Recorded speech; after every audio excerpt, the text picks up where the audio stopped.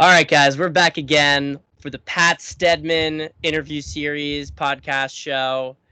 And we have with us today King David, the world's #1 quit porn strategist. It's actually pretty incredible the results that you've had with guys. And it's pretty incredible that it took so long, in a certain sense, for there to really be um, someone who does what you do. I think there were those pages like Your Brain on Porn, and people were talking about the issues with porn, but and you had some help, which I'm sure we're going to get into, about quitting porn through like religious organizations, to debatable effect. But so tell me about your journey into this. Let's just cut right to the chase. I mean, how did you get to be the world's #1 quit porn strategist? Yeah, absolutely, man. I started back when I first got on Twitter. It was because people talked about you can make money on Twitter, and I was like, okay, intrigued by it. And at first, the idea was proposed to me like, all you have to do is write an ebook, and you can make a bunch of money doing that. And at that point in time, I had a $10 an hour job as a sales associate at a used sporting goods store. So being able to make money online was super, super enticing. So I took a class, I think it was by Jose Rosado, or one of his Gumroad courses on how to write an ebook. So I went through that, pinned down an ebook, and I'm thinking to myself, because it's like, you want to solve a problem. And I was thinking to myself, what problems have I solved? Because at that time I was 20 years old. And I'm like, I do not have a lot of lived experience. Mm-hmm. And then I was like, oh, I stopped watching porn. That's something that a lot of people have struggled to do. And I didn't do the quote unquote market research at the time, just because I remember myself having talked to my friends in high school and in different church groups, youth groups, and then even just out and about everywhere else. And it was this topic of porn would always come up. I remember thinking oh, no one else struggles with this, right? Because you get consumed by the shame of it and thinking that to myself, oh, I'm a terrible person because I struggle with this. And then learning that some of my closest friends struggled with it too was a huge eye opener and a weight off of my shoulders. But it was also like, okay, I knew other people needed help with it. And being raised in Christian environments, being told to read your Bible more and pray more is kind of like the go-to advice that you get when it comes to quitting porn. And it also happens to be some of that go-to advice that you get when you're trying to break any addiction or any vice, which I think has a time and a place, but it's largely unhelpful. Whether or not we dive more into that, we'll see. So I wrote this ebook, and then I got to the point where I wanted to up the quality of the class. So I turned it into a masterclass video class. And then other people were like, you could do coaching with this. I was like, coaching? You mean I could have a coaching business? Because for a while I tried copywriting a few different venues. And then I started coaching, and I signed on my very first client in April of 2021. And then I worked with a few clients on and off. And then I created the 31-day Quit Porn Mastery Program, which I enrolled people in come September of 2021. And then here we are, where they work with me and they quit porn in 30 days, which, as you mentioned, is pretty sweet. Pretty Yeah. sweet. So I mean, let's be honest, because I really do want full candor here. I don't think people are gonna judge with it. I mean, I know from coaching, you work with guys, and there's a level that they need to, you can't coach someone for them. They have to be a part of the process. So what is your experience? I know, right, when guys follow what you say, that they get those results. Mm-hmm. But do you find that there's a certain percentage of clients who So I actually have a story. I have an anti-testimonial that I like to tell people. They'll ask me, what if it doesn't work for me? And I tell them this about this one guy that I worked with in January. And he first and foremost, he put himself in credit card debt to work with me. And at first I was like, wow, this guy's a go-getter. He's like gonna be super serious about this because he just put himself in credit card debt. That was not the case. So don't work with people that put themselves in credit card debt. More often than not, I learned the hard way. So I have a program that I run people through. It's got 14 different informative modules and a bunch of different exercises and whatnot.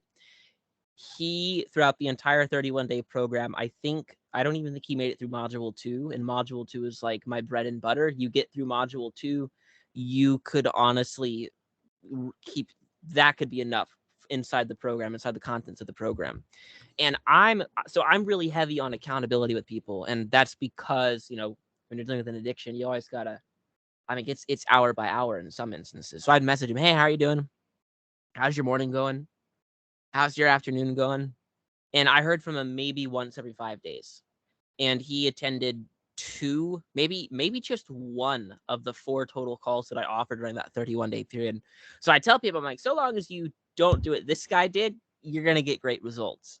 That's kind of my anti-testimonial. I was like, okay, credit card debt is not, you don't want your clients to put themselves in credit card debt.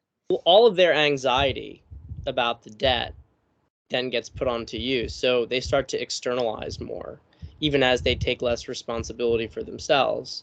So it's like, well, this was a big thing for me. It's almost as if they got into debt to give themselves a reason to be angry at you, to blame somebody else for it.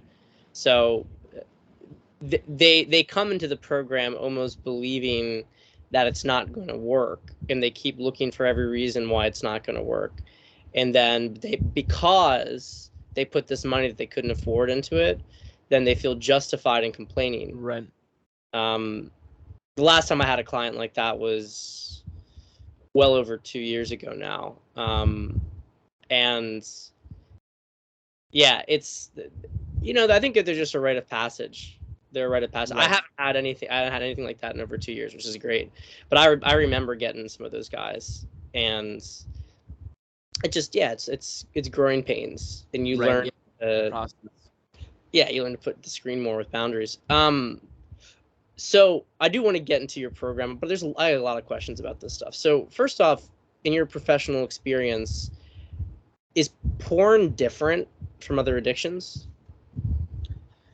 That's a really good question, and I can dive into that with my own experience, because though I'm hesitant to say that I was addicted to weed, I did abuse it for a period of time where I would ingest or smoke it every night so that I could get to sleep easier, but it was also a form of escapism. So I did that for just about 2 years, but I was also addicted to nicotine for 4 years. Nicotine is one of those drugs where the addiction is predominantly chemical, in the sense that like your brain has such a strong chemical dependency on it that when you are in absence of it, withdrawals can start within 30 minutes. And in my case with nicotine, I did the nicotine pouches, so the synthetic nicotine pouches, and I had nicotine in my blood every hour of the waking day. If I was awake, I probably had a pouch in, so long as I wasn't eating. So with porn and other addictions, they're different, but they're similar. And the biggest difference between porn addiction and other addictions is it muddies the water with like your natural sex drive. Because like I tell dudes when I start working with them, I'm like, all right, I want you to assume for the first 2 to 3 weeks that if you feel horny, you just assume that's like dopamine cravings. It has nothing to do with them wanting some kind of sexual release, because feeling horny is going to feel an awful lot like your brain is craving dopamine. Right. And that in the context of that addiction. But I also know with, in my own experience, when I was smoking weed regularly, that decreased my own sex drive tremendously, to the point where like when I got off of that, I was like, holy hell, I feel like a man again. Yeah. So in the context of the other addictions, it dampened it. But with porn, it was like just outright, you think to yourself like, oh yeah, I'm horny. And then you justify going to watch porn. But in reality, it's just, you've got some kind of craving for the dopamine, or I like to relate it to people. It's a matter of you're trying to release negative emotional tension. One thing that I end up teaching guys is how to feel Mm-hmm. You know, I had one guy, difference on the call, like our discovery call. He was super robotic. He's like, so how do I know this program will work for me? And then come the last call, he was like moving around. He was smiling, total shift in his energy. And one thing that he noted in our time together, he's like, dude, I cried during our time together for the first time in months. Mm. He broke up with his long-term girlfriend, I think, in January, and we worked together in May, and he didn't even like process or mourn that when it had happened. So that all came like rushing into the forefront of things through that process, and he was actually able to find some closure and healing on it throughout that because he was no longer emotionally blocked. You know, so but with other addictions, there is there's always an aspect of coping. You're using it as a coping mechanism because you don't want to deal with stuff. So in my case with marijuana, I I was already using it prior to this, but not as heavily or not as extensive or not as extensively.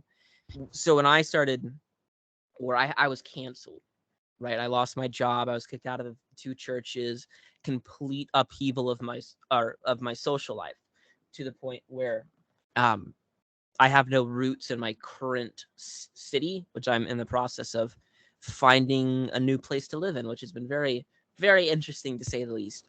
But I didn't really start dealing with that until like the long term ramifications of that until winter 2021, and Mm. I was canceled in July of 2020. So I remember like winter of 2022 was just a very kind of dark, oppressive period in my life where I was wrestling with imposter syndrome. I was on unemployment where I was making like $180 bi-weekly on unemployment, and it just goes to show how much I was making from my not my other job. Dude, I've made more money in 1 month than I made an entire year at my old job, which is nuts. Praise the Lord. And then also starting my own business, right? Like there are a few other people in the Twitterverse that do porn addiction coaching. I'm quite confident in saying they don't do it quite like I do, though, that's for sure. But at that time, it was like, oh man, these people are older than me and they were addicted for it longer than me, and like thinking like, wow, their addiction is worse. That means they must know how to quit better, which is not a proper measure of that at all.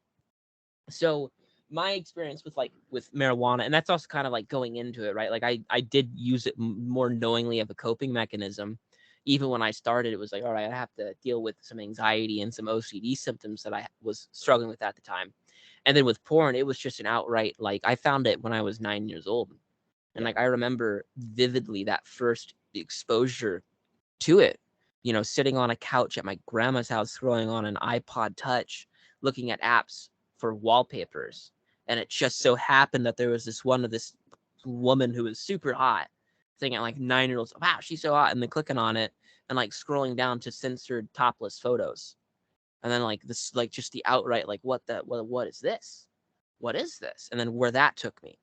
So just an outright, just deep confusion, not confusion in like like, I guess just confusion in the sense of I'm learning, and I've learned like women are not this elusive creature, but because of porn, you know, there was some preconceived notions that even recently I've had to like sit down and journal things through and be like, that is not how it is, you know. Right. And one of the tricky parts with porn, right, is it completely detracts from the nuance of interacting with women, with relationships with women, because from it goes from 1 second thinking, so I'm kind of horny right now, to looking at naked women Mm-hmm. getting ran through or whatever it is. And like in the real world, unless you go to a back alley strip club, it's not like that.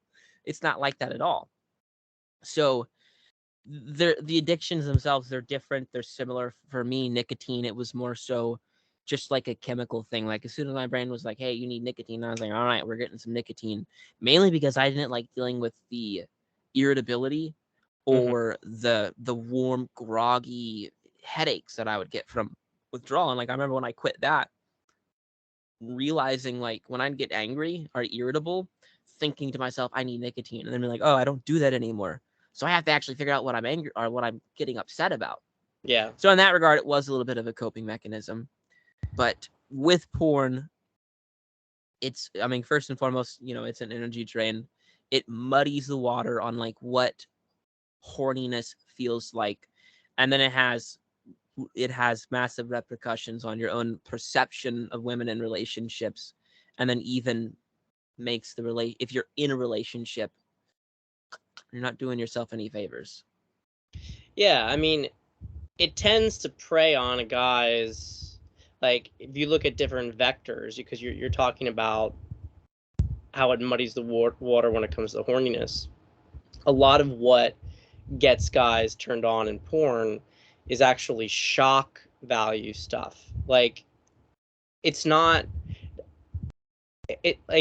not that this was always ever good, right? But very different situation if you're a teenager and you're looking at Playboy magazine Right. versus a lot of the stuff that you have going on right now. I mean, some really, really, just suffice to say, really, really extreme stuff.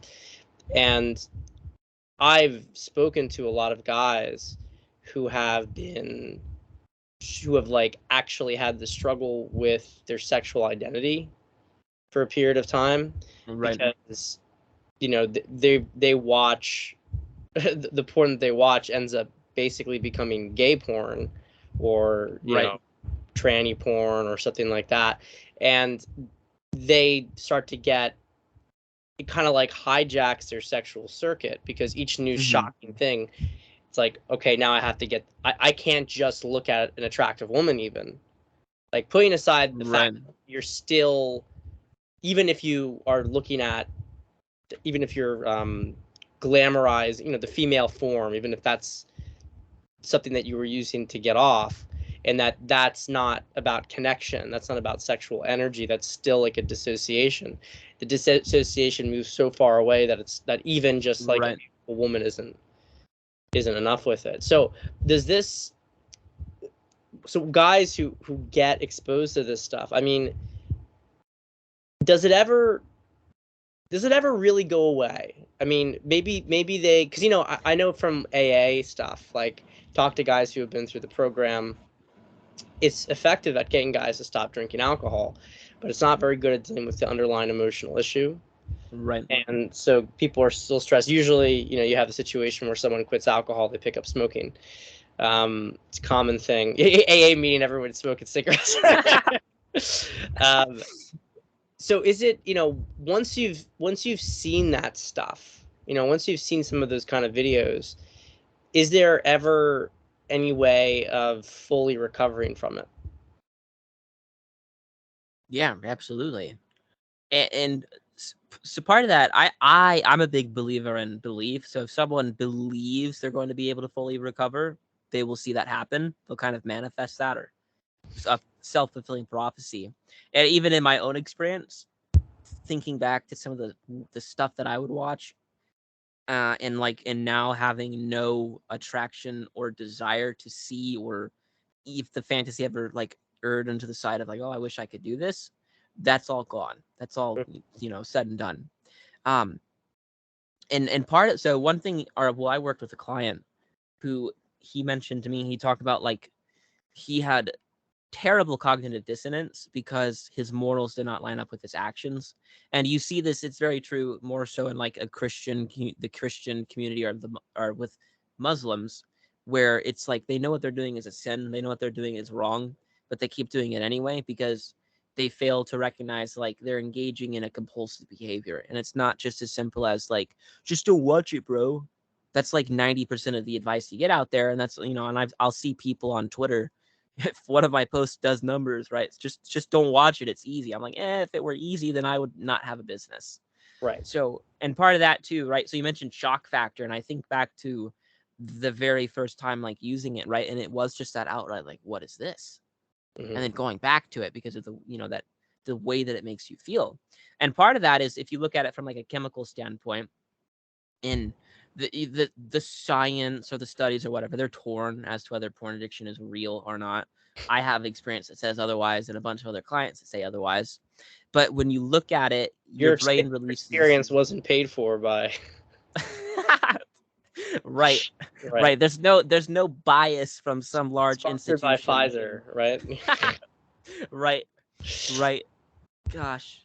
Keep But going. yeah, so when you look, Yeah. so when you look at the chemical, like what's going on inside the brain, right, and the way that it's messing with your mesolimbic dopaminergic reward system, or just your reward system, or your lizard brain, because like your brain is wired in such a way that if you see a fertile woman, you get excited, you go after it, because the brain has to like motivate it, and it does that with dopamine and other chemicals.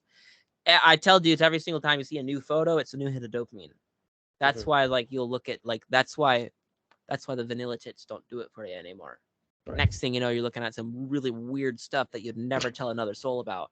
In fact, to the extent where you're looking at stuff that like I would never want to do this, and I never want to engage with it, but that's the stuff that you have to look at at 3 o'clock in the morning to get off before you fall asleep. Right. You know, The cortisol spike from it, because that's the that's the circuit, and I think it's interesting when you go and you start to bring this conversation out into just sort of sexual habits in general with people, and it's something I really think a lot about. Like, are there things that you shouldn't do in a committed, intimate relationship with somebody? Or is, like, as long as it's with two people and they're connected to each other. Let's even go further to try to like make it get to the essence of this. They're married, right? They're married, so what is there anything that is off the table with that? Is there anything that feeds the wrong circuit, and that puts you down in like a degenerate pathway? Or is it just simply the fact that because of the nature of the connection and the dynamic, that sort of stuff is alchemized differently? And I'm curious what you think about that. I mean, I know you're not married, but what do you believe that things, some of the more kinky out there stuff that's in porn, is that stuff healthy in a relationship? How about if so? It's interesting because it begs the question. Okay, let's assume it's the man that's leading this. Does he want to do it because he saw it, or does he actually like have a genuine desire? So is it something that he's devised on his own, or is it something that he saw in a porno a while ago, or is it something that he's currently into right now that he has to engage in to kind of get that arousing effect? So yeah, it's tricky because it begs the question of what's acceptable, what's not acceptable. I think part of it, intent. I think that's valid, right? And even from like the angle of whether or not the woman wants to engage in it, I feel, or I'm willing to bet that her desire or her interest in that would be skewed if she found out, hey, do you just want to do this because you saw this in a porno one time and then you now equate me to a porn star? I've had married clients that have told me, like, my wife does not like thinking that I'm comparing her to porn stars, or even thinking of her as a porn star, because then in their mind, like, that's wrong. And if it's wrong for them to be thinking about it, then that makes the whole experience wrong. And then I think there's a few different things in there. So you have both couples, both individuals in the couple have watched porn, and they want to, so they both have porn brain. What is that? Right. So is that ultimately a bad thing for the couple at the end of the day? Like, I guess if we get into the nature of this question, it's that, is lust kind of constrained? Because that's what porn stuff is, right? It's lust. It's looking at it from just sort of carnal fulfillment of pleasure. It's power dynamics of degradation, etc. It's not connection, right? Right. It's not as if the dynamic is so. If you build a sexual dynamic based on sort of mutual lust, can does that work, or does that inevitably just become degenerate and like blow up into, you know, thruples and, and all sorts of shit like that? It's going to continue to escalate, because if their relationship dynamic is purely based off of the fact that they're just getting off with one another, and there's no other sustenance, and like even asking, hey, how was your day today? Like, I don't care how your day was, just show me your ass. And that's what it's all about. Then you're going to be looking for meaning, you're going to be looking for fulfillment, and that's going to come in the form of a orgasm. So that at that point, as it becomes harder and harder to achieve climax with, you know, missionary or whatever, you're going to end up into some, like, next thing you know, someone's going to be wearing a furry mask. Right. That's not, you know, and then two, that also proposes, okay, so if it's a porn addict and a porn addict, then how much of their relationship or their interactions with one another and sex is just a selfish just desire to fulfill what they've seen and what they want to experience. A performance. Right.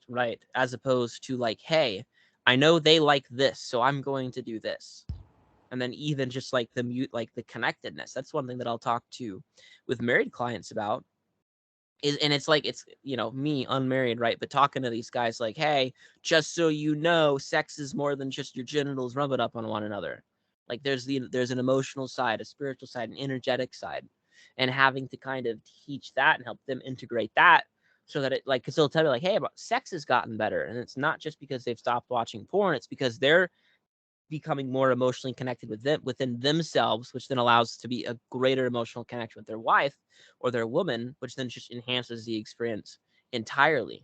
So if we've just got two porn addicts that are going at it, then they don't have, like, they're emotionally blocked, and they're not going to be able to connect. And because there's a deficit in their spiritual connection, their emotional connection, and their energetic connection, they are then going to have to compensate with sex and orgasm. Right. And that's going to escalate, because sooner or later, just the two of them is not going to be enough. That's how you end up with Jack Murphy dynamics. Yeah, and you know, it's interesting with that kind of stuff, because that's a relationship that in many ways is really, and people or maybe be surprised I'm being this diplomatic, but it's like, actually, in terms of between the two of them and connection, I mean, they're a connected couple, you know. Yeah, they're connected one way or another. It's healthy in one sense, but it's also clearly not in another. And it's interesting, and I'm not gonna, you know, go too much to pick on their personal relationship, but you to have this sort of idea of like a sexual trauma bond that pulls two people together. And I think it's a really interesting topic, and I'm asking all these questions because, even, you know, within my practice, I continue to explore it. I find the lust and love complication to be incredibly fascinating, because you have couples that there's just a deep connection, a deep love for each other, and then from there, then there starts to become more sexual exploration, and the connection gets expanded because they're seeking these other ways to sort of please each other. But then you also have this other side of it, which is that you have people who come together based on mutual seeking of pleasure, essentially, in the relationship. And these are relationships that a lot of the things are falling apart in them, so they always just go and have sex to fix things. They don't actually deal with a lot. And the sex can be really good. And so it's kind of interesting is that they almost inadvertently sometimes will find love through, they'll start to fall in love with each other through this sort of mutual pursuit of pleasure. But because they built it on the wrong foundation, things are really, really messy. And I would argue inevitably will start to collapse unless it can sooner or later, yeah. But there's almost a sense of alchemy to it, a sort of deconstructing of it, because when you have these two people who came together through this trauma bond, either they're either going to just, you know, devour each other, or they have to start to really look at themselves in the mirror and Right. reshift the dynamics of the relationship. And porn obviously plays a big role in this because I think you would agree. I mean, especially a lot of this porn that's coming out there, I don't know how different it is from sexual abuse in terms of how it affects people's psyche.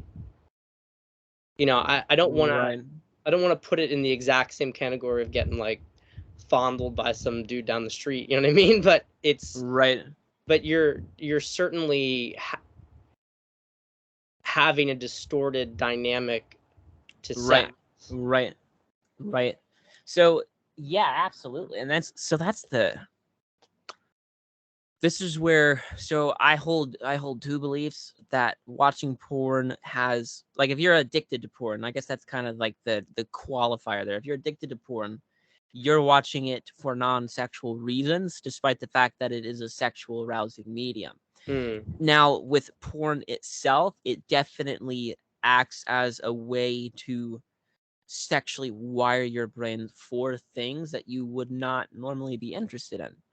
Now, in the context of the addict, right, they're pursuing it because coping mechanism, because chemicals. It has a lot less to do with the fact that they're looking at naked women, and a lot more to do with the fact that I just had a really bad fight or a bad day and I want to unwind and relax. And the best way to do that is going to be watching porn.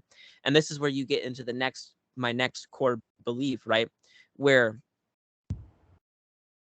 your brain responds the exact same way to having sex that it does when it watches porn. So those two things are not interchangeable, but there are mechanics, there are things that are going on in your brain that are happening whether you do one or the other. Part of this is just because, like, okay, in the subconscious mind, our perception is our reality. There have been times straight up when I'm like on coaching calls and I have to kind of like remind myself, like, that person is not in front of me. I'm not in the same room with them, just because I'll get so like sucked into it, because that's my reality, right? My perception is my reality. As far as my subconscious mind is, concerned, you're right there. We're in mm, the same room with one another.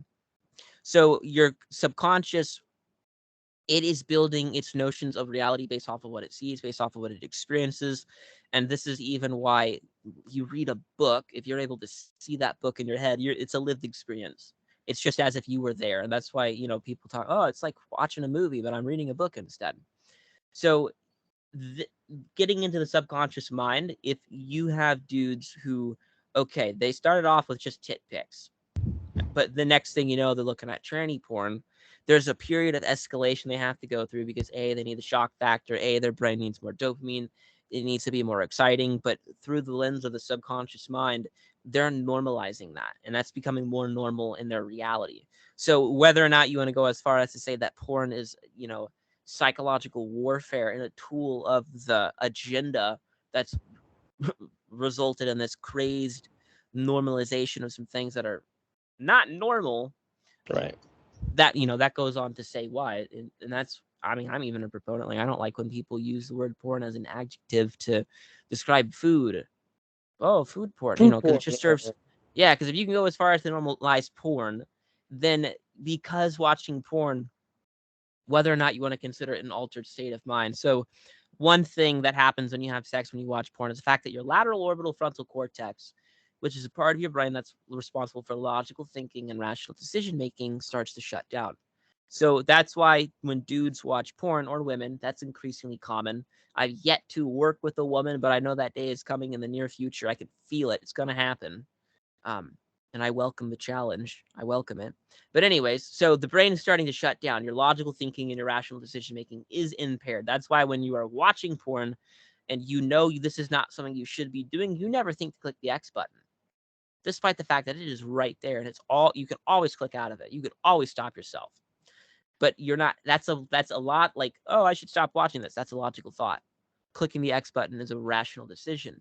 So this happens when you are watching porn, and this promotes it to this like ultimate escapism, because now your brain is functioning on a primal level, a more primal state.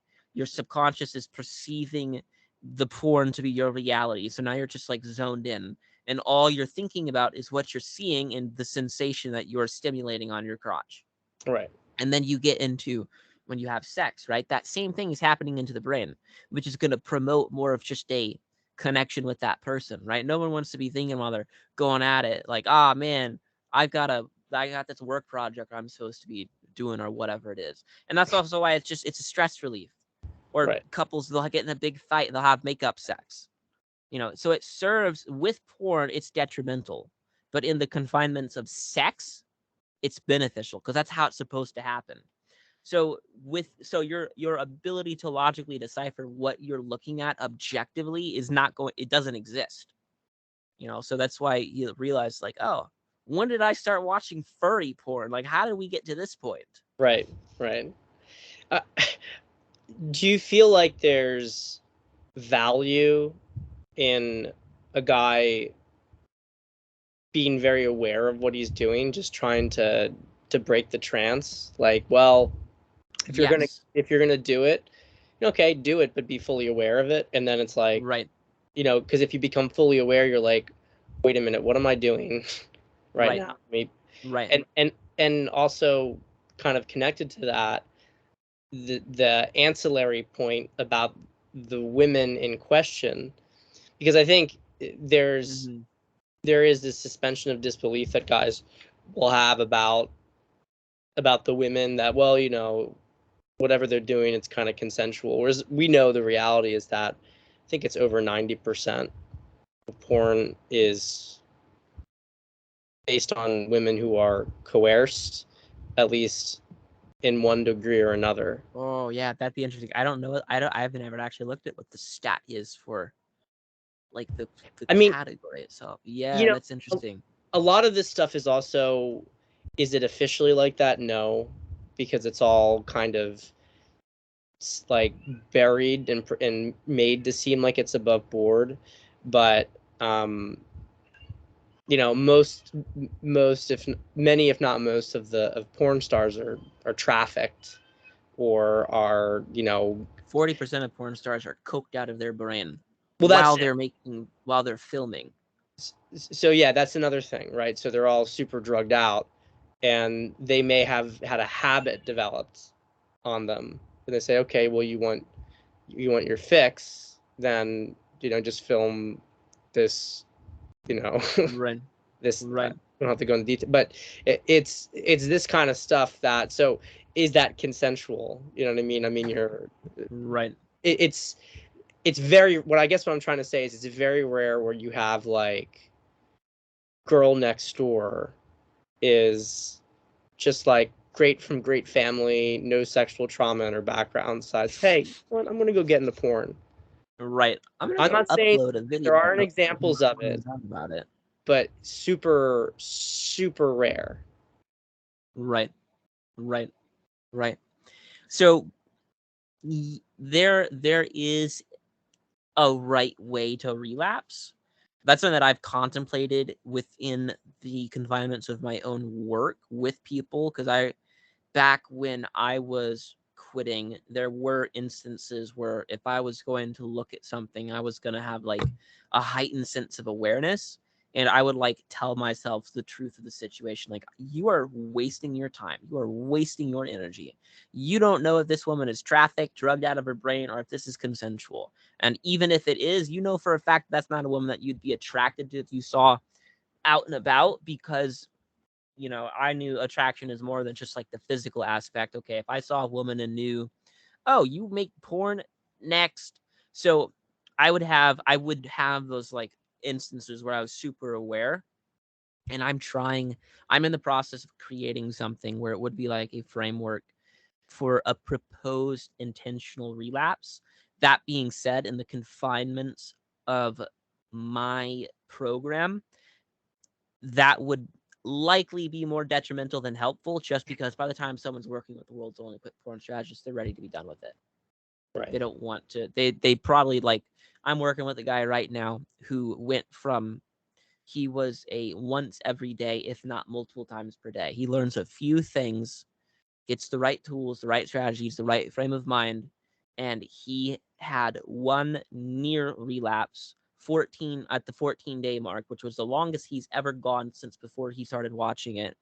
And after that period, no shame about the situation, no kind of like, oh no, I can't believe I did that, no feelings of, oh, I have to start over, anything like that. And then this is then when you get into kind of like the, I don't want to say ethics of porn, but that's what I'll call it, or kind of just the morale. Like, there's really no way for you to know most of the porn that dudes watch is teen porn. It makes sense, but at the end of the day, can you be for certain that you are not watching actual teen porn? And they can have all the parameters for them to upload the videos, check driver's license, yada, yada, yada. There's still no way for you to know. So that's where it kind of like proposes this, I mean, if you have a consciousness, right, this moral dilemma of she could be trafficked, she could be underage. There's no way there, and no matter what you're looking at, there's no way to tell it's consensual. If you could be watching like the like, let's say the girl next door did make porn, right, and it's just solo masturbation. Are you certain she's not been coerced into doing that? So this kind of begs the question of, okay, do you want to support this? And when you're watching it, your brain doesn't care because support is a logical decision it has to reach, right? Rational decision, that's you giving consent, and you're not consenting to that energy exchange with the content that you're looking at. And then at the end of the day, she's either trafficked, or, she's either trafficked, she's either a whore, which is not the kind of woman that you'd actually would want to engage with. And I'd argue if you do want to engage with, it's, your own sexual trauma, or it's because you're so porned out of your mind that becomes enticing. So that's where you can kind of get into, like, you can muddy the waters of like the actual act of watching porn itself. And this is where it gets to the point where it's like, just don't watch it, bro. And I mean that unironically, because there's so much more to it on just like an even energetic spiritual standpoint, like what you're looking at, what's going on, what they're experiencing, why they're experiencing it, and whether, I mean, if the eyes are the window to the soul, then you're taking in some pretty fucked up stuff. Right. Now, I know you're biased on this point, but I want to say it because there are going to be there are people in this corner of the internet who don't agree with a lot of the premise of the conversation here. And these aren't people who have a porn addiction.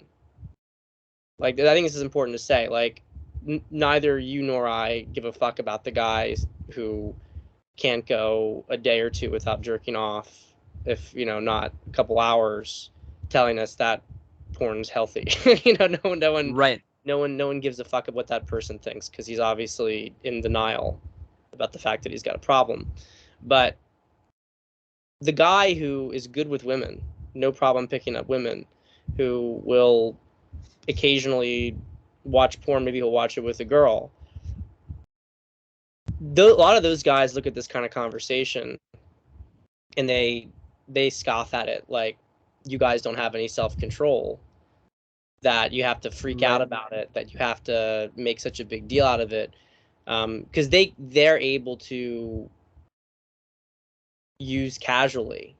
So, as it seems, they're able to use casually. Right. Yeah, they propose. What do you think is going on there? I mean, first off, do you just kind of give me your thoughts on that whole dynamic and that demographic of people? Right. So, I mean, the question at hand, what's the motive for use? And then even just go as far as to say, like, why is it necessary to watch it, period? I don't know if you've seen, but one thing I've been tweeting a little bit more recently is I'm trying to shift people's perspective on this, which is so cool that I have that ability to do with a Twitter account. Yeah. But I'm trying to help more people realize, like, if you were actually horny, you would not look at pictures of naked women. You'd go out and have sex. Yeah. If you were actually horny, you'd do something with that. So if you've got the dude who's good with chicks, good with women, whatever, and he's watching porn on his own, and he claims the motive is, oh, it's just horny. It's like, okay, then what are you doing looking at porn? Why are you, like, what else? Like, there's more, why are you not doing something else with it? Because you'll have it. Yes, I do. Yeah, I have a bias towards it where I'll tell people, there's no such thing as looking at porn in moderation. I hold the belief that very rarely is it pursued out of like a genuine state of horniness, and if because at the end of the day it's misunderstood, there's a better use for it, or they're in because I'll teach my clients kind of a barometer, right? Like, okay, if the thought comes into your head, hey, I could watch porn right now, or hey, I'm horny, and I usually tell it to them in the context of, hey, I'm horny, more so with masturbation. And like, if you end up masturbating because one thought goes off in your head that says, hey, I'm horny, let's go masturbate, you probably weren't actually horny. Rather, if you wake up in the morning after a sex dream and you don't get off for whatever reason, and hours go by and you're like trying to focus on something and all that's going on in your head is ass and tits, ass and tits, ass and tits, you might be better off. I mean, I'm not going to tell any man what to do with his, but you might be better off taking care of business so you can get back to business. Yeah, literally. And at that point, I'd say, okay, why not? Why do you have to look at porn to do that? Oh, well, because it makes it easier. Well, if it makes it easier, then you're not really, like if it makes it easier to get an erection. Okay, clearly you weren't horny enough if you needed to look at porn. Let's expand it. So, because if we look at it like, and we talked about this already a bit about how porn is and isn't like other addictions, right? And obviously, the individuals who espouse this stuff are a bit more libertine, right? In general, just in terms of their, you're not going to meet any supposedly good Christian guy who's justifying occasional porn usage. But is it, we'll get to my bias here, right? Is it any different, like, than saying, well, you can't drink alcohol at all because drinking alcohol is bad and is just going to waste your energy, just going to waste your energy, is going to, right? Or are you allowed to have, a drink or two? Let's even go like lower than me, right? Let's have a drink or two a week, right? Are you allowed to have? Are you allowed to have a drink or two a week? So, yeah. Like, so this is actually. Is there a case like is there an argument here that, because if we go back to intention, and is it that some people have emotional issues, and so because of emotional issues, like you're talking about, they don't know how to process how they feel, that they use porn as a way to numb that.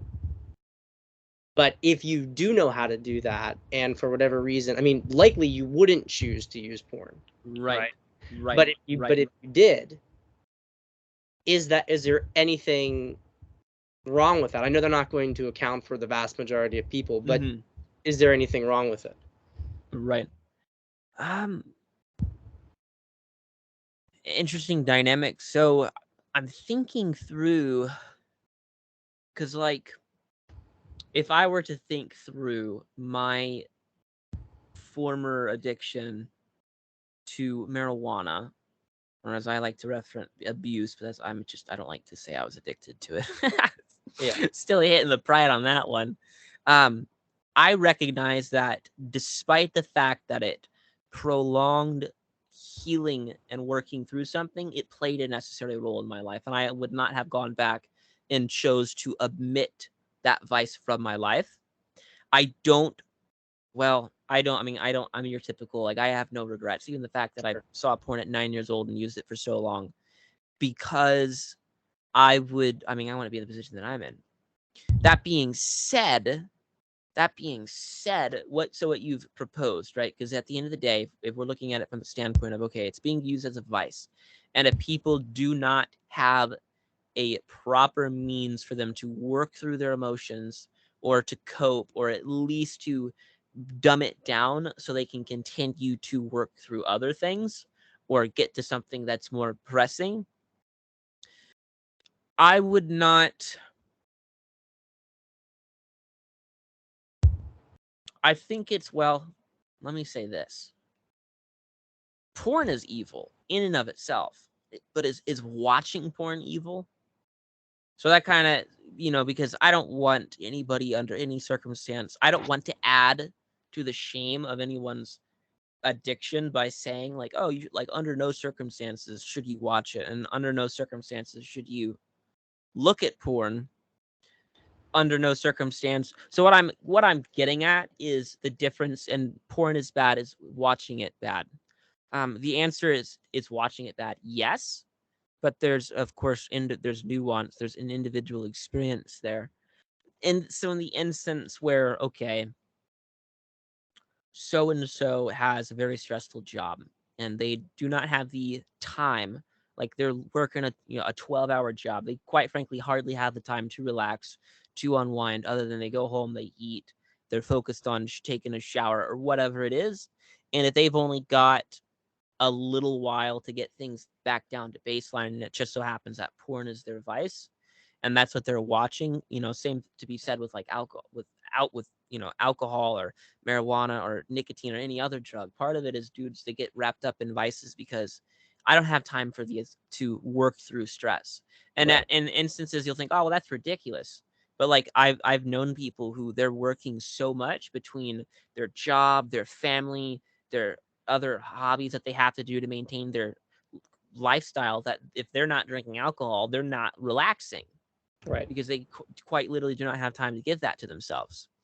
Um, so we could say that in the context of the individual's lived experience, that there may be a point in time where it is beneficial, where it does help to kind of soften the blow. And I'm speaking broadly in terms of addiction, or Mm. not so much so an addiction, but in terms of like using, because like I said, um, despite the fact that I would stay up until 2 a.m. high off my ass watching PewDiePie Minecraft videos, I was probably better off doing that than That's just diving into the nitty gritty of why, like, this canceling caused this kind of trauma or things that I needed to work through. Because at that point in time, I was already stressed out by the fact that I was making $20 off of my ebook sales maybe every week, $200 a month. Unemployment was, so I had my energy, it couldn't go towards I have to work through the trauma of being canceled, to like, I gotta get bread, brother. Like, I gotta make money. Um, so I speak kind of in terms of addiction there, because I don't want to go as far as to say Well, that. we don't have to say, right. I think that's what it doesn't need to be necessarily beneficial, but it's maybe not condemnable given the circumstances. Right. Yeah, I like that. I like that. Like Yeah, because I mean, I'm not gonna knock a dude for watching porn, because that make me a dick, and that make that's one reason people come to work with me. They're like, I know you're not gonna judge me. Like, yeah, why would I? You know.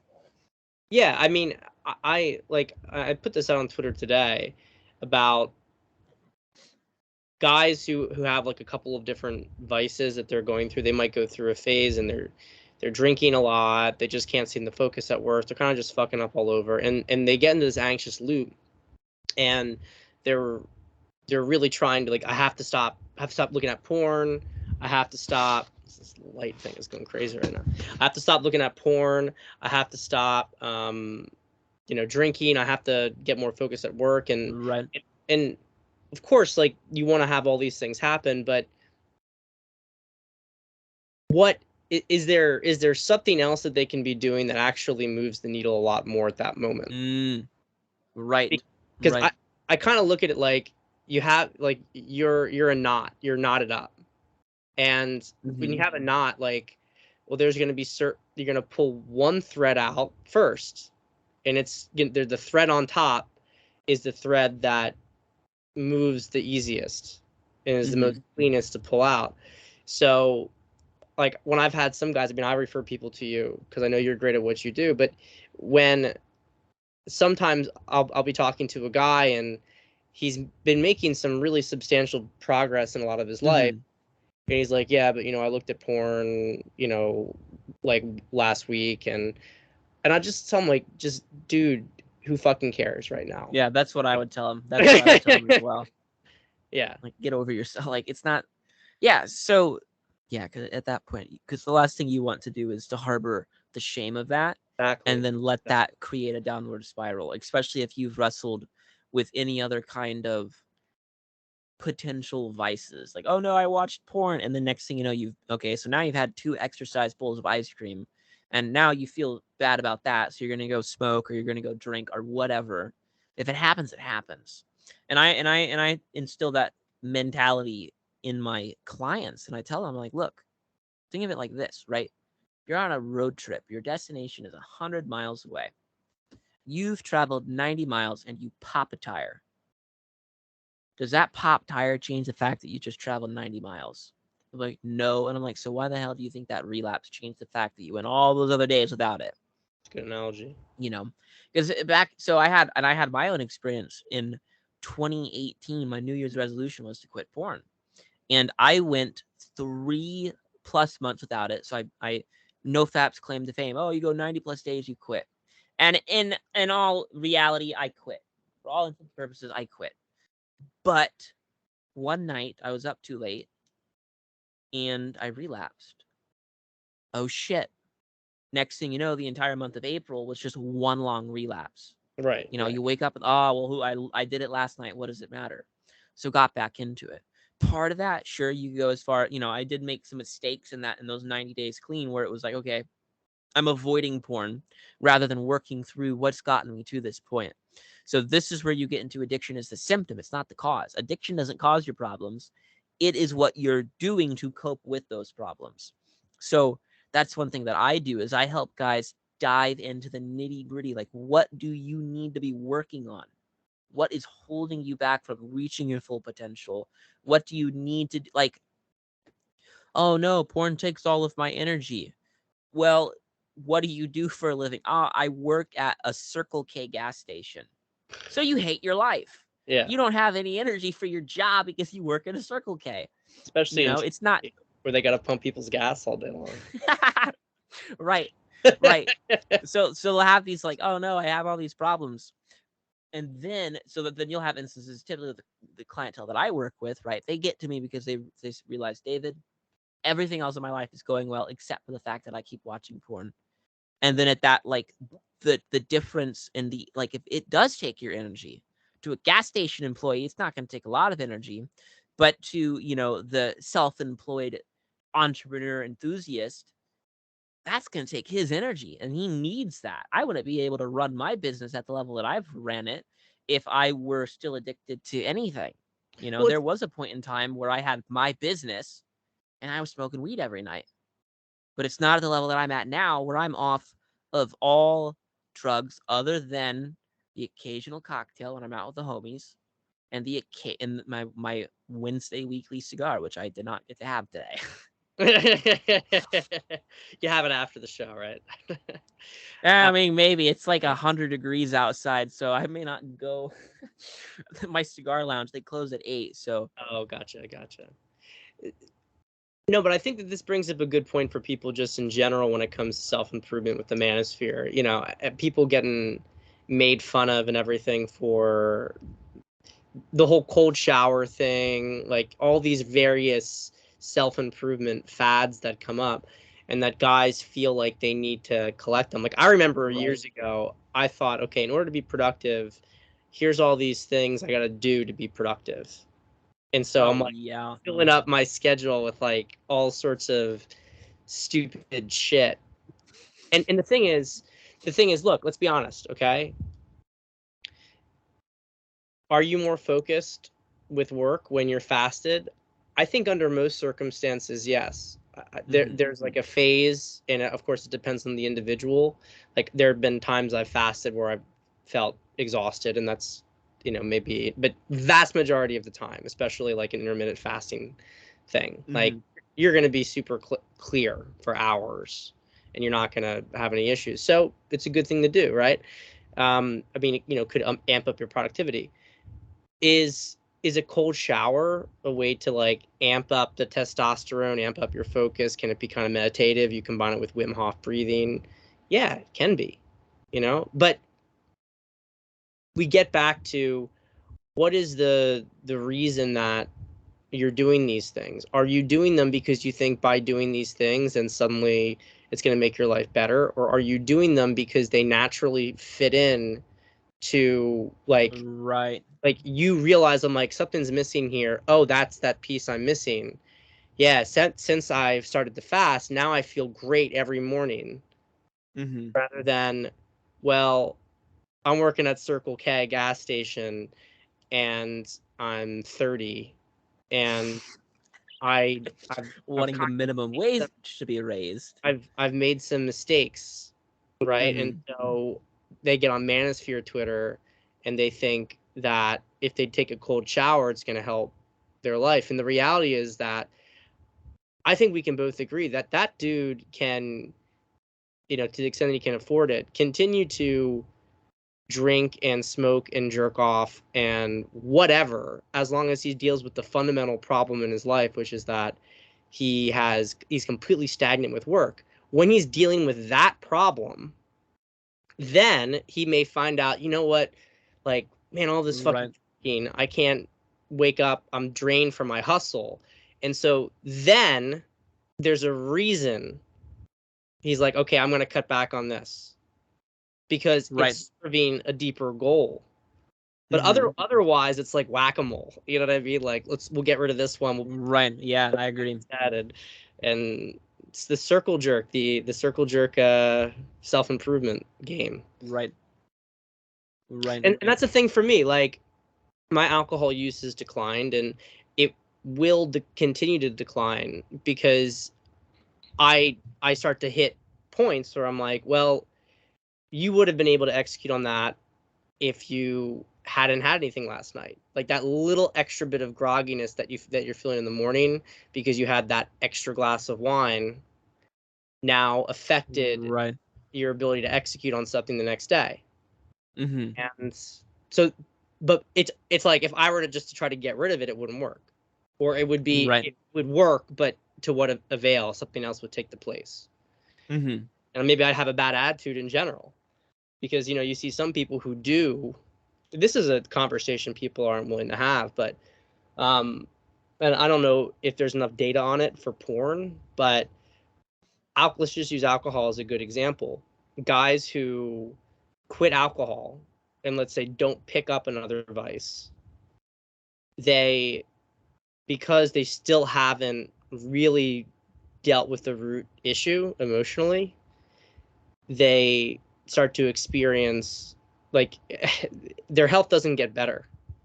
Like it's and their moods get to be they can become really, really nasty. Like a lot of people who drink, some people get nasty when they drink, but a lot of people get happy and they get relaxed. And some individuals, it's like they are really stressed out, but they drink and then they're like, oh, everything's great, life's awesome. Right. And then so when they stop drinking, they become miserable to be around because all the negative emotions are just pouring out. And so anyway, it's interesting, that whole little rabbit hole there. Yeah, absolutely. I've myself have distilled it to you pursue sobriety when you realize you feel better sober than you do while you're under the influence. 100%. And that goes to show, okay, you could get really, really detailed. Like for myself, I like a nice cigar for tons of reasons other than the fact that I used to be a nicotine addict and my brain gets a little excited when I feel a little bit of nicotine there's actually a lot of nicotine in cigars. But for would I be better off if I didn't smoke a cigar that was too dark and it upsets my stomach for a while when I otherwise could have been doing something more productive, but instead I have to have a little extra sugar to help knock off the excess nicotine, and then I gotta just be chill while that's going on? Sure. Could I really dive into the performance aspect of that? Absolutely. But do I also love the environment of the cigar lounge that I go to? The people that I get at? Dude, this one guy, he's getting he's getting a divorce because his wife started cheating with him on Roblox. And she never saw him. I heard this at the cigar bar or at the cigar lounge. On Roblox? The fuck is that? It's a kid's game. She's in her 30s. I know. Crazy. Totally wait. Crazy, Let me make sure stuff. I understand this. So she was having an affair with someone she met on Roblox. On Roblox that she never met in person. She doesn't know what he looks like, and she sends him money. They're getting a divorce.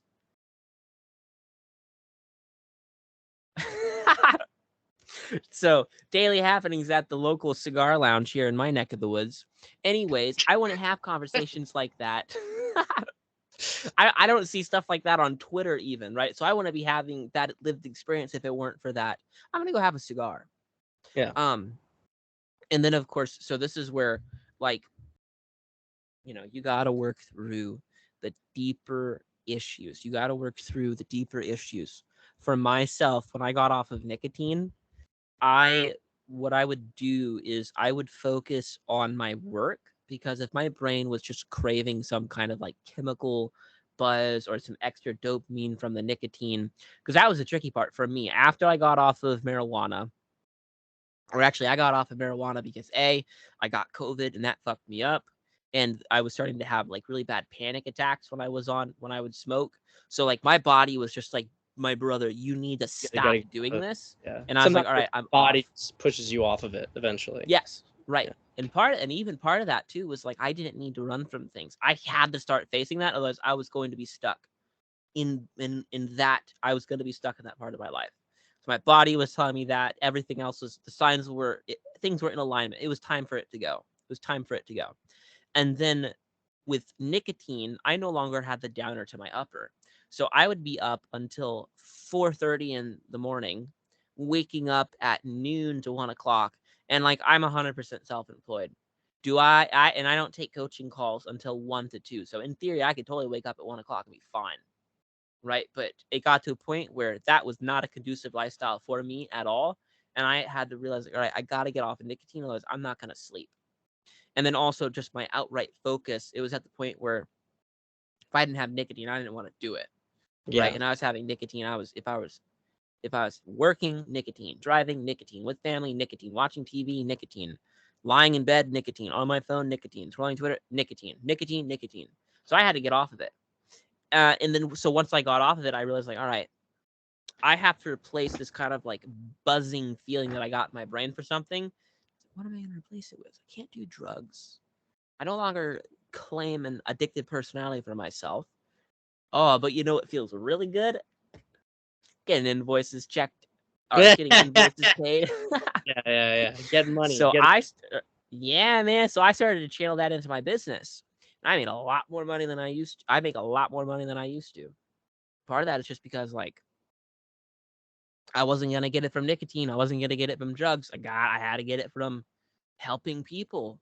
Helping other people break their addictions is now my addiction, if you will. I mean, I'm also a little bit addicted to Twitter, but aren't we all? The insane asylum. Yeah. No, I'm 100%. That's a really, really good point, though. I mean, we can get philosophical, spiritual, whatever here, and we can talk about how, um, the problem with ordinary consciousness is the need for stimulation that comes from it. There, Right. there is this, like, by being a human, you are looking for new, exciting things. You're looking for stimulation. And moving to higher levels of consciousness is so much more about just being at peace, doing even nothing, not even need anything. I mean, Right. it's a huge thing to move up from addictions, which is low consciousness thing, to start to channel it into creation, which is very much, I've used different parlance for that. Make a lot of money, right? Master the money game, become, soak in as much knowledge as you possibly can to understand the world. But ultimately, it really is that the whole game, that there's always something else. There's always something else. And then it's like, right. as well, do I need to know this? Do I need to do this? Like, no, I don't need to. Right. But I say that in a very cavalier way, as if I had mastered it, which I of course have not. I'm just aware that that's, like, I can see it, because what's been happening to me recently, I'll just share this, is that I've probably, for me, the two stuff would be information and wine. Would be probably the two things for me that I would do. I mean, I'm also, like, I love going off and seeing new things, but that never got to a point of, like, you're one of those people who can't sit still. Like, I always had strong enough connections with people. I didn't want to, like, abandon my roots. You know what I mean? But I'd started to experience, just over the last few months, because there is a lot of consciousness changing going on, and I just, like, I could not. I realized that, like, I'm kind of hitting a wall with the stimulation.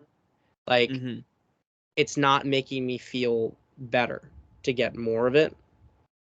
And this is Right. especially the case for like news and information. And I just, because I like to be on top of things, what's going on. And I realized that there's like a sweet spot. Like I can take a certain amount in, but I would go on these long walks and I'd be listening to stuff all the time. And then when I would be driving, I'd be listening to stuff. And I Mhm. just, my body, it's my body just started to feel like fried from Mm. taking it in. And so I was just like, okay, I'm gonna stop looking at this stuff. And I start feeling so much better. So Right. much. And it's weird though, because like, you know, and you kind of like come back to it and then you don't feel good again. And it's like it's a dance till you finally really. Mhm. But maybe I gotta channel it into making more money. It's probably a good idea. I know a thing or two about that. Yeah, it's fun to be able to kind of experiment. Or experiment with yourself and like where your energy goes, what it's best suited for. I had one of the clients that I worked with. He put it best when we were talking about this. I'm a big proponent of like morning and night routines. I like morning routines because it helps facilitate proper energy. I like night routines because it helps you take that energy, channel it back into yourself so you can sleep and then have it in the morning. And we were talking. I'm like, yeah, you know, scheduling routines, time management. And he goes, it's not about time management. It's about energy management. Yeah, You 100%. plan your day according to like how your energy works. And sometimes like today I woke up and just I just didn't want to do things. I didn't want to work. And to the point where like I sat myself down like, all right, I'm probably going to get past this not wanting to work once I start working. And I sat down for like 30 minutes, 40 minutes. And I'm like, I'm typing away. And like I could just tell that I was not putting any energy into my stuff. And for me, that's a big no-no. If I'm not going to create something with it, like with energy present in me, then people are not going to pick up on that. I don't like doing that. So I was like working. I'm like, I'm just not feeling it. So I got up, I went and I did other things. But now I'm like here and I'm feeling, you know, a lot better. And part of that is just maybe today I needed to wait until the second half for things to get going. But I also had some things that I had to work on today, like get some car estimates that I put off for a long time. And it feels good to have knocked that out. But I love kind of being able to experiment with like what can I do to fine tune my energy? How do I feel best? What gives me the best results? And just kind of, I mean, and you could get super neurotic with this. You could get super neurotic with it. But it's also like you have to get rid of the big blockers, drugs, porn, watching Netflix for God knows how long, having no purpose in your life. You have to get rid of these big blockers before you can get down to the point where it's like, my underwear is made out of all cotton now. Yeah, exactly. It's fantastic, and I like viscerally notice a difference. You told me to switch out my underwear when I was a stoner, I would not have noticed a difference. Right. Or like I just got raw milk, dude. Hell yeah, Big it's difference. great. And but like if I were still, you know, jacking off or addicted to nicotine, probably wouldn't notice much of a difference. But now it's like raw milk, hell yeah. It's so I love being able to kind of fine tune, swap those things out. And part of that it does come from like this heightened sense of conscious awareness and just being like, okay, what do I need to do to because I need a full cup. And this is one thing that I love about having a coaching business at my age and at my stage in life because it gives me this huge sense of responsibility and this and but like an energetic responsibility because if my cup is not full, I cannot pour into my clients. And I don't know if you've realized helping people in any capacity, but helping them do that inner work, dude, it's some intense stuff. Oh This yeah, is not like energy so extract. oh, Yeah. absolutely, man. So I know for myself, if my cup is not full, I am not going to be able to help people. And it's a disservice to those who are paying me to help them overcome something when I promised them to be able to do it. And I hate like hopping on calls, just kind of feeling low energy. And this happened recently over Memorial Day weekend. where I had just an intense day of client calls, a lot of content creation, and like thinking about client acquisition, just the usual business works. And come my last call on Friday, I was done. I wanted nothing to do with business, to the point where I started talking to my client about this coming in the call. He's like, "Yeah, I noticed you didn't have as much energy as you usually do." And like, that's not anything I like to hear on calls. Thankfully, that was like the one time it's ever actually happened where someone pointed that out. But I then spent time with some of my extended family and my immediate family over Memorial Day weekend. And come Monday, you best believe I was ready to sit down back at my desk and get work cranked out. Like, I was living for it. And that's because my cup was full. And I'm glad that I recognize this and the importance of this and being able to help men do this and teach this to them, because like, it is our responsibility as men to be able to pour into people. You know, this We is have also to be able to help people. this is also an important topic when it comes to boundaries, because when you are working with people and you have to Yes, spend, absolutely. spend energy, it's like, well, you can't give all of that unless unless you're taking time to yourself to fill that cup up. You know, you want to Right. come full cup, but you have to be also willing to say, yeah, today I'm not doing anything with people because I have to have this date for me. And people frankly don't, they understand, right? And they're not usually too rough on it.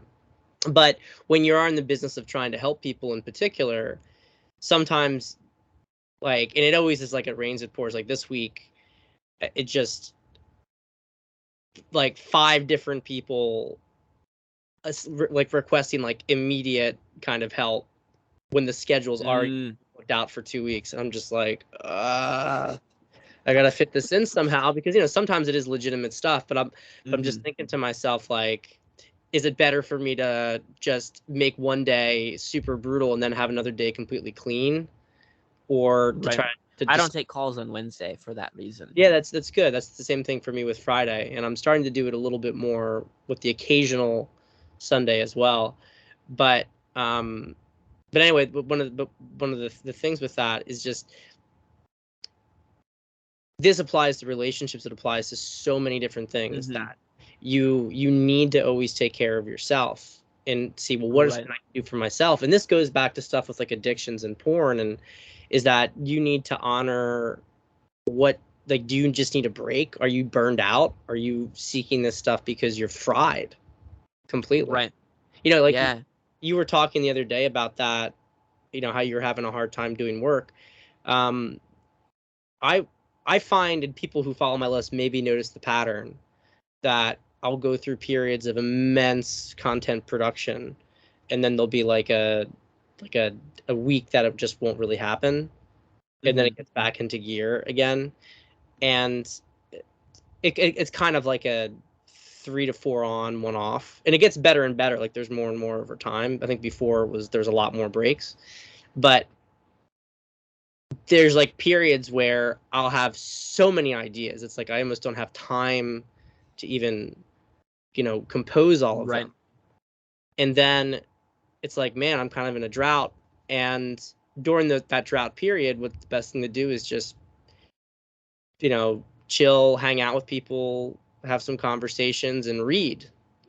I would normally will do my writing in the morning, but last week I was just like, I did not want to write in the morning. So I was still waking up at 5 a.m. like I always do, but I just went outside and I'd read instead. And that was Mm-hmm. great. And that was for a week. And then this was like, I don't want to read in the morning. I want to go back to writing, And that's why all my books are Right. half finished. I can't start going. Right. Right. And it's crazy how people, and guys especially, right, they don't have this kind of, I mean, like, it's a go, go, go. You gotta be doing stuff. And this is where you get into like stimulant abuse, when I was just outright abusing nicotine. And that's because I was caught in this, I have to be working 8-hour days doing who knows how much different stuff, to the point where like today, and I still, it's a constant mindset thing where I have to like realize this. earlier today, like when I was driving, because I was like, I got to do some stuff that's going to involve spending money here soon. And it's all for me taking some very necessary next steps. And I've always kind of been like a money, like hold on to my money, but like I got to spend it. And like I was driving my car and I just yelled at myself, like, what's the fucking point of making money if I'm not going to enjoy it? Yeah. And today, me having like waking up and forcing myself to do stuff and just it's not happening. I had to tell myself like consciously, like my business will be fine if I take today off. Yeah. I didn't write any tweets last night because I was so like I just got to go to bed. Like I just wasn't having it. And like me, like my business will survive if I don't create anything, even if my clients hear from me a few times per day and it's not like in-depth stuff. And if I have no tweets going, I still had consciously had to tell myself that. And so part of it is it's like you brought the point up, right? Where it's this sense of constant stimulation. Something has to be going on. We're addicted to anxiety. And it's that so much so like if we don't feel something, if we don't feel anxious about something, then we question what's wrong. I was listening to this guy on a podcast, a business podcast, a self-proclaimed enlightened individual, and he mentioned like every time I go on a walk, I'm always listening to audiobooks or podcasts. And I'm like, you can't just go for a walk and like listen to the wind in the trees or the birds chirp or God forbid say hello to people as they pass you. And I'm just thinking like if I go on a walk, I don't listen to stuff. Yeah. Full like I'm present. If there are noises, it's either because I'm working through something, I'm talking to myself out, I'm praying, or I have a family member accompanying me. I'm Yeah. not gonna actively go like I for a while contemplated maybe I should buy some smaller headphones so like if I go on a walk I could take calls. And I was like, it's the stupidest thing. Why would I do that? So you so we have this, it's hustle culture. Sleep is for the weak. If I have a client who's not getting 8 hours of sleep, I'm like, brother, you need to be getting your 8 hours of sleep because that's such a like. There'll be times where people like, oh, I almost relapsed, or oh, this happened. And I'm like, well, what was going on? They'll tell me, oh, I was just really tired. Like it's nuts, like tired, and this just goes to show sleep deprivation is an altered state of mind. Yeah. If you are tired, you need to prioritize sleeping. And I'll find myself like I'll be in my bed scrolling through my phone and like lately I'll read internet articles about like Stranger Things or Marvel movies or people bitching about the new Kenobi series and like I'll be like I should be asleep. I'm tired. Why the hell am I not asleep right now? Oh, cuz I want to read these pointless articles. And just so even like catching myself being like why am I not just letting myself go to bed? Why do I have to be on 24/7? So you have to learn like all right, you got to be able to chill out. Now I'm pretty, I'm able to I recognize I got 2 to 3 hours before I start calls that I can dedicate to content creation or working on something that's going to directly influence my current clients. So building, working on a course or content creation, whatever that is. I got 2 to 3 hours and it's from the hours of generally 11 to 1 p.m. And then I take calls. And as soon as I'm done with calls, I just completely shut off from like the idea of work. I go like ask, friends or family, hey, you guys want to do something? Let's go do something. Or I'll go out and about and do something. To the point where as soon as that last call clicks off, my brain is like, I would have to like really force myself to do work. So I'm at the point now where it's no longer like all this busy work. I have to be doing something. Otherwise, my brain says I'm not successful to the point where the 2-3 hour day work week. I'm there but today it was like, okay, despite me not taking calls on Wednesday, I still work on content or course stuff. And today I just feel like, no, this is not happening and doing other stuff instead. There still was that like my brain was like, okay, but like your business. I'm like, look, we'll be fine. So I love being able to break that down to myself. I love being able to help other people through that. And then just like fine tune your energy. And then also realizing like sometimes your energy, like it's going to serve as a reminder, like you got to rest. You got to take what you have, give it back to yourself, get what you can out of it. And sometimes you got to just wake up the next day ready to go, you know? And this ties into the Circle K worker. The Circle K worker probably doesn't have the privilege of being able to do that. So then his question then becomes, what's his life's purpose? And then once your purpose, as it builds and as it expounds, you reach a point where you realize porn's preventing me from reaching my purpose. It's preventing me from reaching my full potential. And then they realize I need to cut back on the beers. It's not helping my sleep, and my sleep's really important to me. I probably should stop smoking because I need my energy to come from within. I can't have it created by something else, because what happens if I don't have that? So they dampen your energy to the extent of how they do. It depends on external factors. It depends, I think, on your internal wiring too. I mean, there are certain and we could get esoteric with it too. I mean, entity attachments that come from different substances. Like, I can tell you that wine is I feel pretty good on it. There's obviously the come down. I'm not trying to justify the habit, but I'm trying to contrast it to, like, if you were to give me weed. I got drunk off a beer one time, and it was the worst thing ever. Well, yeah, beer. I feel terrible on beer, but even like if I were to have weed, I barely ever had it. But if I were to have it, I mean, it does not make me relax. It makes me feel like shit, like just like total shit.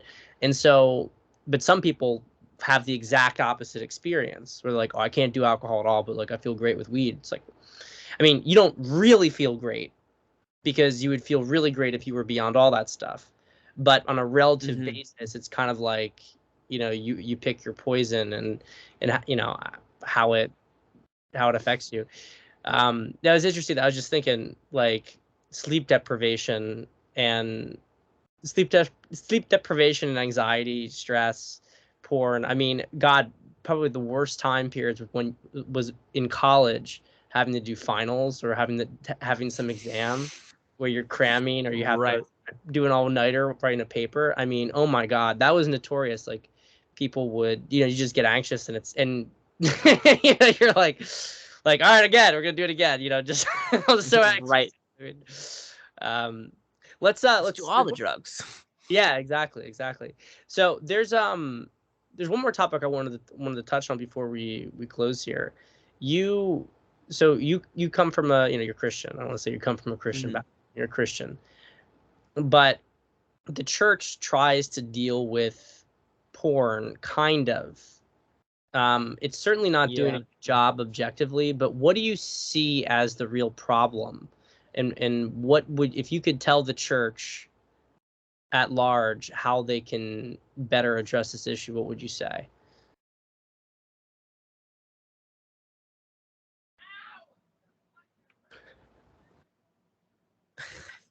Okay, so that means you heard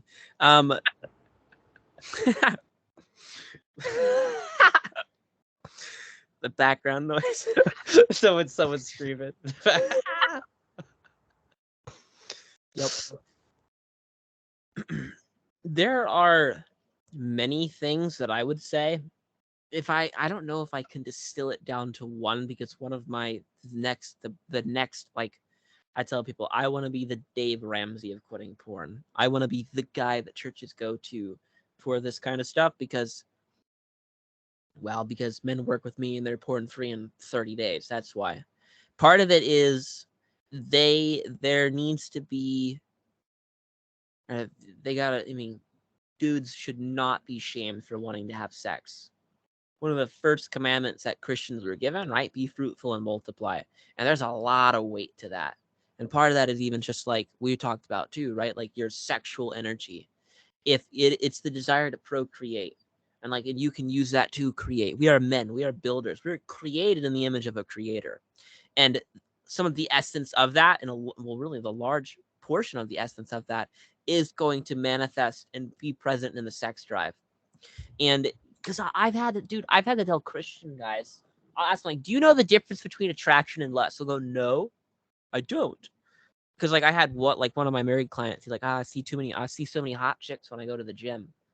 He's like, I'm lusting after them. I'm like, are you thinking about having sex with them, or are you thinking about how attractive they are? He's like, oh, I would never think about having sex with them because. But he's like, I think they're really attractive. I'm like, all right, then you're not lusting after them. You're experiencing attraction.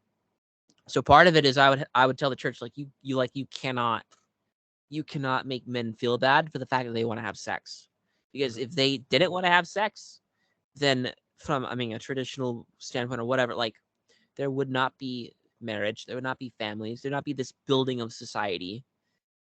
We'd be in a very, like, we would not be in a good place if men just outright stopped having sex and stopped pursuing that. And that's where porn comes in as a form of, like, warfare, outright just keep men from pursuing that, because they can have one of their base desires satisfied, because the orgasm, the release there, that satisfies it. I tell the church, like, you can't, you almost have to detach it from sin. And that's one reason why my program is non-religious, is because I didn't want to have to deal with like the religious ramifications of a relapse. Because with porn, it's tricky because everyone talks about, like, oh, you sinned. Well, how come people don't feel that same sense of remorse or guilt when they're drunk or when they overeat? Because you're committing the sins of drunkenness and gluttony. But we don't feel bad about that. Why is it that this sin of lust is so much worse? And I know some people will say, oh, well, all sins are the same. I think that gets misinterpreted, where it's like, all right, look, all sin separates you from God. Pride, But I think is. I mean, who was it? I forget who was it. Was it? I thought pride was well established as being in. Pride was Lucifer's original sin. Pride's the worst, because pride is what puts you above. Makes you think that you're above God. Right. So Anyway. so people, all sins are the same, but we don't treat it like that. I would go as far, and I'm piecing together a long form content here, where I propose that watching porn is closer to committing the sin of drunkenness and gluttony than it is the sin of lust. Yeah, 100%. Because you're pursuing the high of an orgasm rather than like, oh, these women are so hot, like I just want to watch.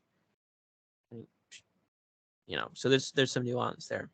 So I would almost tell the church, like, you guys gotta detach this from sin. Like, yes, the technical side, you're sinning when you do it, probably. I'm not God, but I'm also gonna not say that it's not sinful. But you gotta, because then that comes with more shame.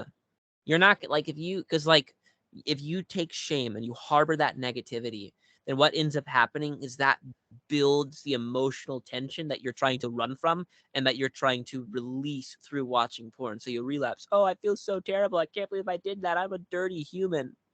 And then they go do it again, and they can't figure out why. It's because you took all that negativity from the relapse. So there'd have to be a way, like, they gotta, not outright detach it from sin, but also, like, take a step back from that. Well, I would. Sorry, finish your thought. Oh, no, you're good. Well, I'm Christian, although I think so alternative, I guess, with it, that maybe I can say some of this stuff without, because I don't really.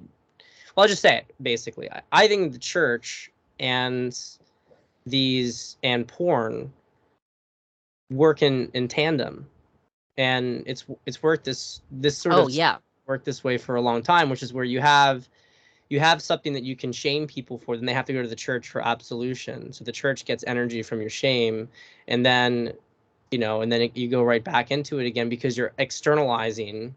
Oh, well, this organization is going to tell me I'm okay or not. So no one's ever actually dealing with their own issue, and that's been a historical thing, right? I mean, and it got, of course, to the point of deep corruption when they were granting indulgences, right? So you basically pay the church to be absolved of your sin, right back in, and that led to the Protestant Reformation. Not trying to put modern Protestants on any pedestal, but right. There is this sort of cycle, and it's exactly what you say, that there's the church is very afraid of sex, and Yes. and I think that that's one of the reasons that it's been vulnerable to a lot of the stuff that's occurred over the psyops, is because they took such a defensive position on it, and almost like a shaming position, that they opened up a window where people could start to promote it, and they didn't respond in a good way to the whole thing. And so even now, I mean, I think your point's well made when you say that it's more comparable to gluttony or sloth. But I think your initial point is even more salient, which is that, well, what makes gluttony or sloth any better than lust? Mm-hmm. If you're some big fat fuck who does nothing, Right. versus you're a guy who is very generous and warm to people, but you got a thing for pretty women, and you're a skirt chaser. Okay, is that among the most Right. condemnable sins out there? Right. I don't think Yeah. it's Well, yeah. Why does it all of a sudden become like the dude who's comfortable with his sexual urges? Why is he all of a sudden this scandalous? Oh, he's probably not right with God because he just so happens to be able to talk to the pretty women, as well, opposed to admire from a distance. well, yeah, and I mean, and I'm even like, I agree with that completely, because we want to get to the integrated sexuality, but Mm-hmm. even the guy who that's his weakness, it is a sin. He's out there and he's having premarital sex and he's hooking up with different women all the time, but in every other capacity of his life, he's making the world a better place. I mean, I don't consider that person worse than Mm-hmm. someone who, well, I would never do that. Yeah, well, you're like 400 pounds because you eat All all right, day. you could if you wanted to. You'd I mean, suffocate someone. you know what I mean? And not to, you kind of get into like Nietzschean arguments here, where it's just that Mm-hmm. it's morality of the weak kind of thing. Like, people who can't do things, like, and I'm not trying to elevate one over the other even. I'm just trying to make the point that I think that the church has demonized wrath and lust because the Mm-hmm. church is weak. And those are Right, it doesn't know how to tolerate those. those are actions that men would tend to sin on. Because men Right. who have energy and are out there penetrating the world, they might penetrate a few too many women, and they might, Well, throw some they'll have an excess of energy, and that's one reason yeah. why you get into the topic of porn and other drugs is because at a fundamental level, well, like one thing I have to teach dudes is how to become comfortable with that excess in energy. And I've kind of realized like self-sabotage happens because you're reaching a new baseline. You're reaching a new plane of existence that you're not used to. And Yes. this old identity is like, yo, we're not used to having this much energy. We have to go do something that's going to dampen our energy and bring us back down to something that we're internally comfortable with. Because 100%. guys will be like, I have more energy than I know what to do with. And I'm like, and this is what we're going to do with it. Yeah. So with, anger or lust or whatever it is, wrath, promiscuity, yeah, typically like if a dude, like I tweeted yesterday, if you are not horny, you are not healthy. And then watching porn is not healthy, not good for you. So then the problem, right, with the church or with Christians or whatever, wherever, is it's men want to have sex, but then we muddy the waters on like how do you actually get to this point. And in my with me, right, I fully believe that you can meet someone and develop a relationship that is ready for like worthy of marriage, get married in less than 8 months, Yeah. right? And then you'll have people from the church, oh no, you have to make sure that you know them. And then even like, all right, what if we say let's use the desire to have sex with that person as motivation for you to get married? That's not a good reason to get married. And then it's like, well, what the heck? Like, guys, you got to give me something here. You want me to date someone for 2 years, be engaged for a year, but then you also don't want me to do anything with them? Like, I am Yeah. a man in my prime. you gotta be willing to work with me here, right? And not using that as like a justification to sin or anything, but it's also like yes, the church, Christianity, we have such skewed and so much internalized sexual shame that it leads to porn use. One thing that I was going to mention while you were talking about it, Sunday is the day that the most porn is consumed. Sunday. That makes so much sense. Yeah, absolutely. Absolutely. And like you had mentioned, they do feed off of one another. And whatever that's been created in that way, or however it's being maintained, it's just typical Christian lifestyle. We go to church so we can feel good about ourselves. We spend our week doing our same old things, and by the time the weekend rolls around, we've had one too many, or we've seen one too many, and then we got to go back to church for some kind of sustenance. So people even get like the spiritual side, like the energy side of it wrong, where it's like, all right, like, where's your relationship with God? Where's your relationship with Jesus? And that's diving more into Christianity in and of itself. But the point being, like, we have to create more ways to not just work with horny dudes, but to give them something of sustenance, something that they can pursue and, and with good conscience. And if that's a wife and kids, like, why should I, as a 22-year-old, be discouraged at all from the notion of pursuing a wife and family? And you'll get apprehension from that with Christians in your churches. Oh no, but you should. Oh, the worst one, dude. You should serve your church. Fuck that. I want a wife and kids. That's me serving my church. I'll create more members of the congregation. Like, people get wrapped up in ministry work or joining the worship team or doing their missions work, and like, those are all good things. Well, the church is. But why can't you do that when you're 40 and your kids are already grown up? The church is supposed to serve people, right? And so I think it's just prima facie evidence here that there's a really major area, especially when it comes to men, that the church just isn't serving. And so if the church isn't serving men, then why should men serve the church? And you can apply that to any organization out there. So, I mean, you have pastors like Michael Foster who are so great because he understands how a church, he makes the church relevant to men. And when the church is relevant to men want to be a part of it.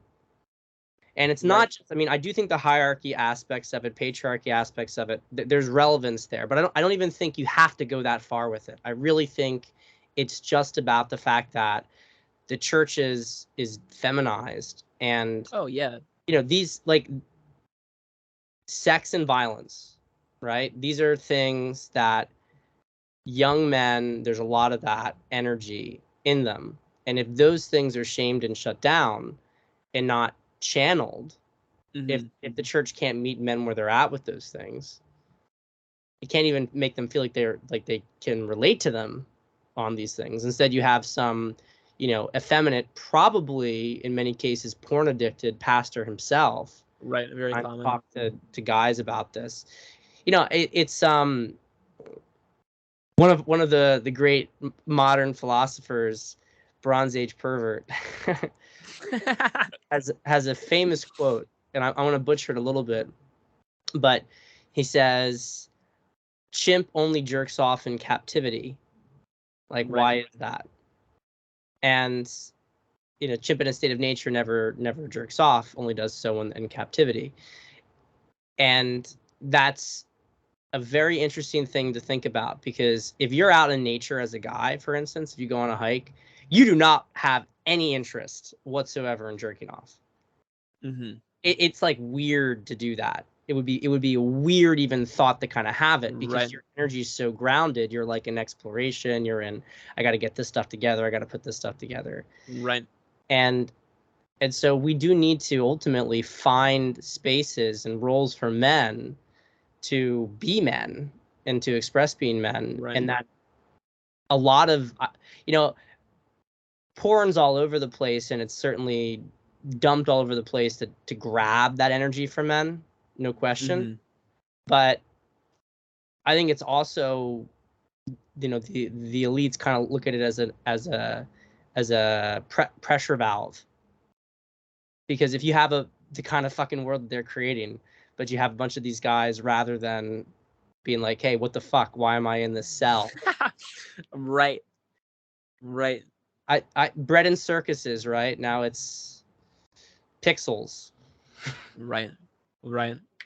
Yeah, no, if the men are weak, then you can get away with a lot of bad things.